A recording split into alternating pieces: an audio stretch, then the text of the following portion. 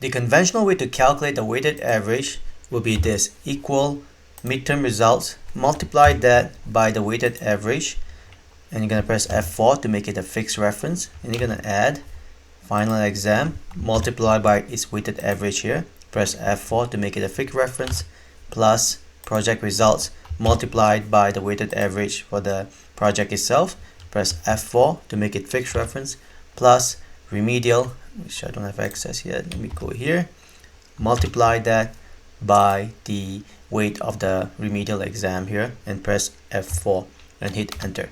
That will give you a weighted average for all your math test results for this particular student. Now to apply to the rest of the row, just drag and it's done. As you can see, there's a lot of typing. A lot of typing means there's a chance that you'll make mistake. Let me show you another way which is more productive. We're simply going to use a function called SUMPRODUCT like this. And the first argument on SUMPRODUCT would be the exam result for the first student itself, comma. The second argument would be the weighted average like this.